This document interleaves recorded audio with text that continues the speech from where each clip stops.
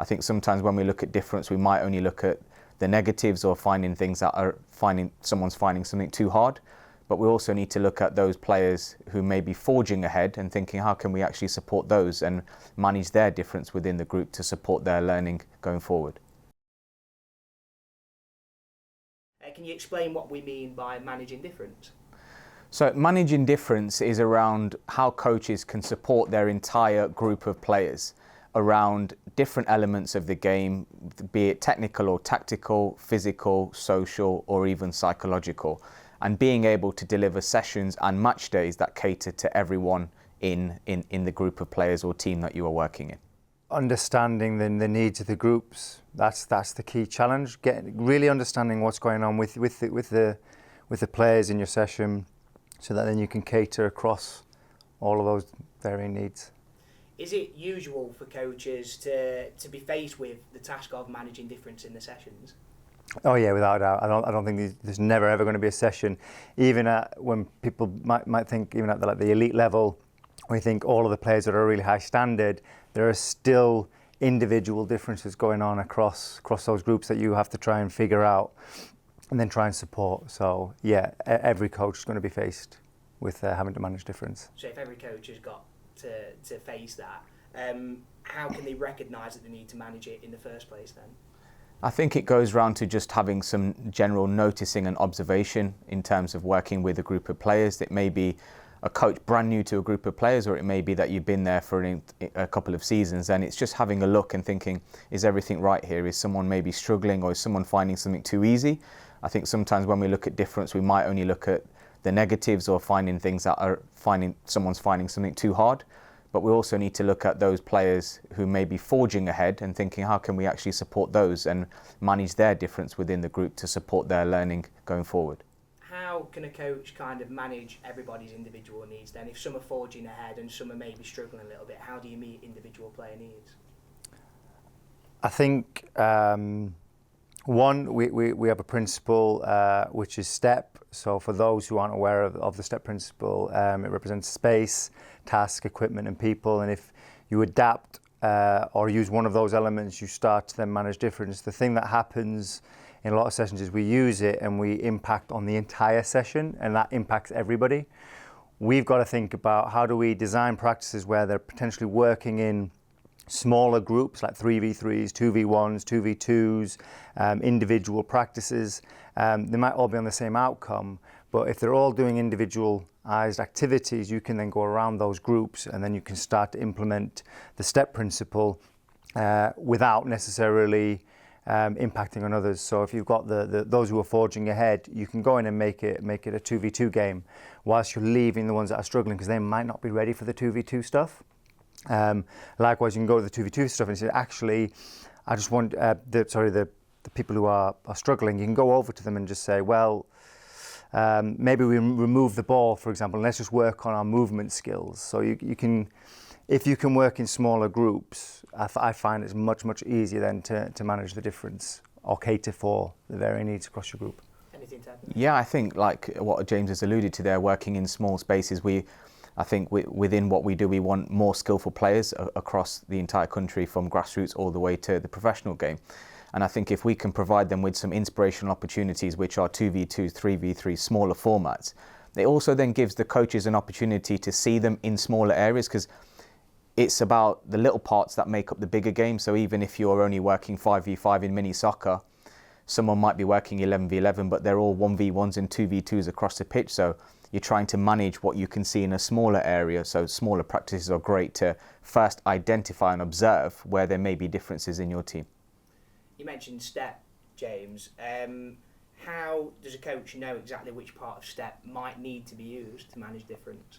I think knowing exactly what to use is probably difficult. I don't think you can know exactly. I always say it's like almost like an experiment, which grows with your knowledge of the game, knowledge of child development, knowledge of the players and what they're going through. So Nimesh mentioned the four corners, really understanding what the players are going through. So to know exactly what to do or how to use STEP I don't think you can. I think it's about, I've got STEP, I can try this and see what happens. So I know I'm trying to get children to dodge and weave past defenders, and I've made the area too big so they're not actually dodging and weaving. So I might make it really small, but I've made it really small and now they're really struggling. So it's them thinking, well, I've got other tools in my locker to go, well, I can try this with this player.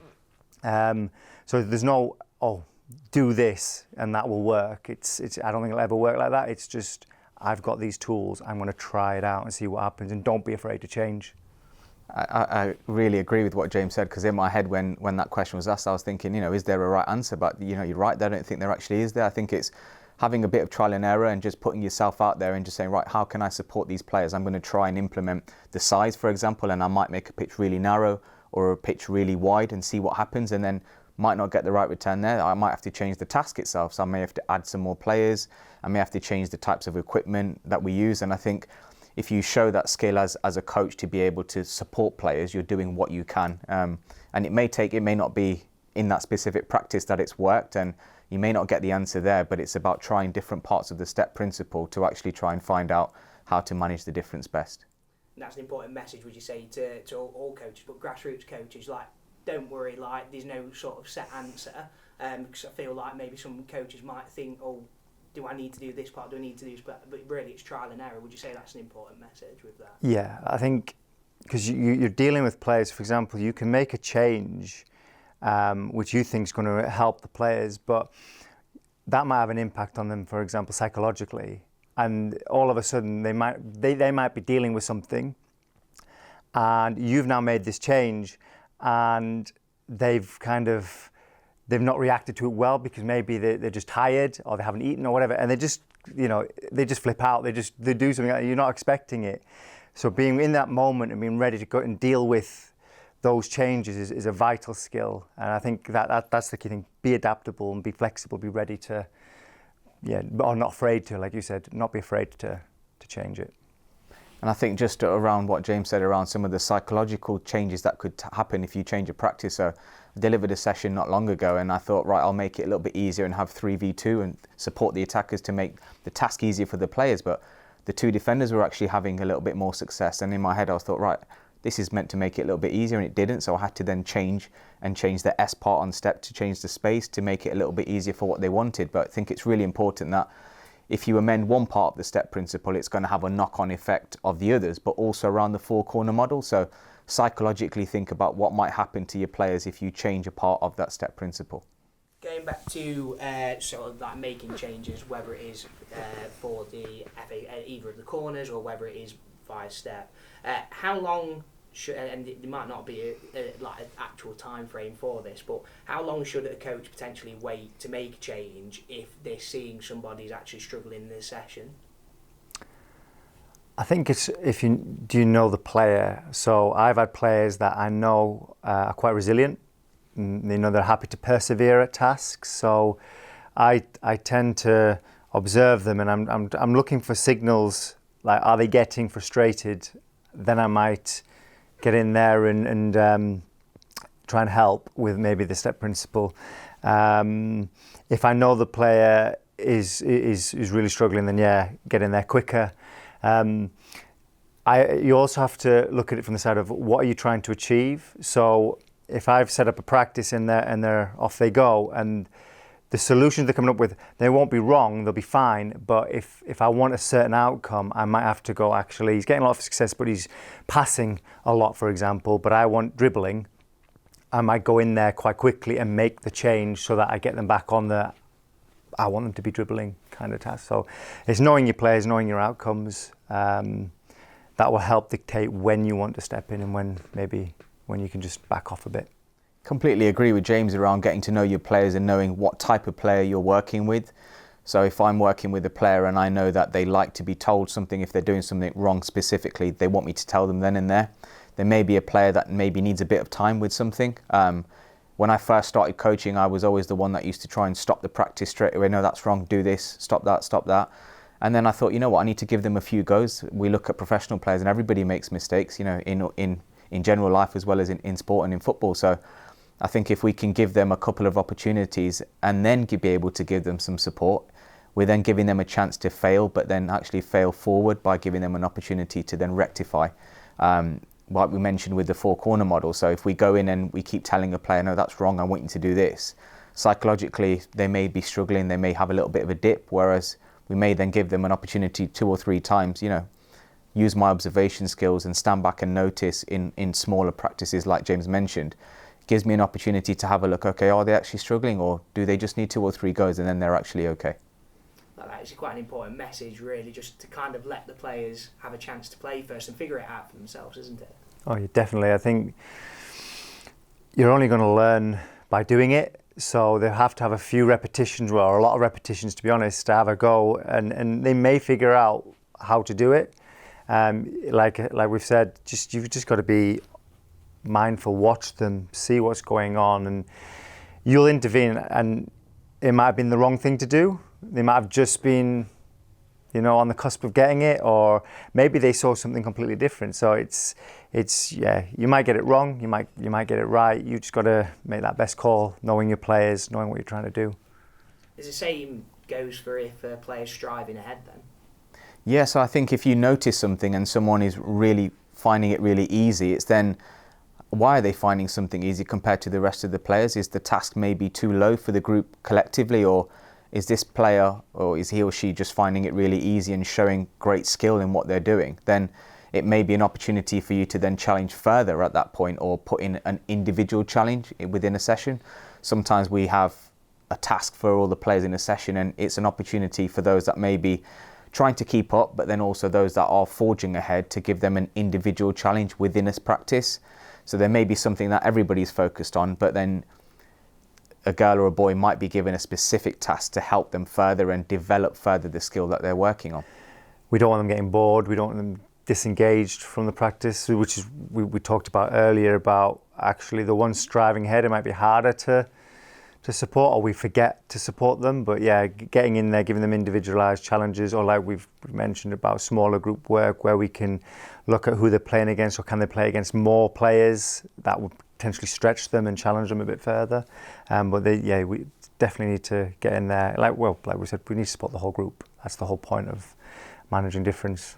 I think just on there, what James said, I think we can really use the players themselves to support player development amongst a group. So it might be that this player who's a striver actually shares a bit of their knowledge about what are you doing that you're finding really easy, or how can I help you to show what I'm doing, and using the player's voice rather than just the coach's voice sometimes, to just stand back and say, could you maybe just share what you did there, which was great? Could you maybe try and explain or demonstrate with another player?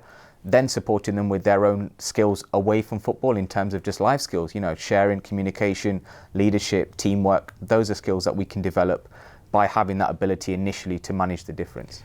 They'll also be good at when engaging them and asking them for their input. They play regularly, they're kids, so they have ideas on how they could take the game and where they could take it and how to adapt it. If you watch children over a long period of time, when they're just naturally playing football over time, if the teams run imbalanced or one team's dominant, they'll eventually mix it up. You see things happening all the time. So get input from your kids, because they'll be able to help you as well. If you're lacking ideas or you're not sure, talk to them, see what they have, see what ideas they can come up with. I think there you've got a real key sort of take home there around player ownership.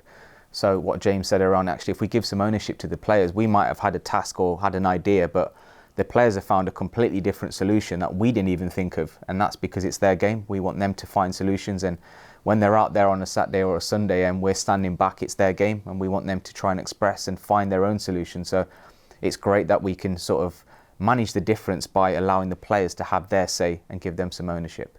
With regards to managing difference then, does it stop at training, or is it something that you have to do on match day as well? I think it's something on a match day that you have to be aware of. You're going to come up against players that no 2 teams are going to be the exact same ability. You have the same number of players that are the same type and can do the same skills. So it's understanding the challenges you might set for those players. So if you're playing in quarters or in halves or in smaller segments in a game, to provide some challenge for those players, but then being aware. So you may have an idea of, we wanted to play out from the goalkeeper, but the opposition were taking the ball off us and scoring each time, and it meant that my goalkeeper's self-esteem and confidence was dropping. But if I've set a challenge, can you try to play a pass out 5 times in the next 5 minutes? that keeps that player focused with something. So we're managing their self-esteem, managing their confidence, their teamwork with their players, and maybe coming away from the result being important. And it's about setting them a task or a challenge to manage what might be happening at each stage of a game. On the match day, it's difficult because you've got a lot of uncontrollables. You've got the other team that might be significantly better than your team. You've got parents on the sideline, you've got so many things you can't control. But what Nimesh has said there around giving tasks to your players, potentially letting them try different positions, reframing success. So it might not be how many goals can we score, but actually how many times can you receive and play forwards? How many times can you receive and turn? How many times can you try and take on a player? And then despite the score, that's the stuff you talk about, because that's what the kids are getting better at. You need to help them recognise that if the score's going against us, you are still getting better at individual aspects of the game. But I appreciate it. It's a lot harder in a match day than it is in a training session. I think it's also really important that you can make the decision as a coach for your players and the benefit. So if the physical corner, for example, might be the most obvious thing in a grassroots game, and you may have a player who's this small and a player who's this small, and if they're up against each other, they may struggle with certain parts of the game. I think it's okay at some stage to move that player into different positions to manage their social and psychological skills, to provide them with that technical, tactical challenge to ultimately support them becoming a skillful player. You may take a player out of a certain position to go somewhere else to manage a part of that four corner model, which the player may not think about at that stage, but you've had a conscious thought.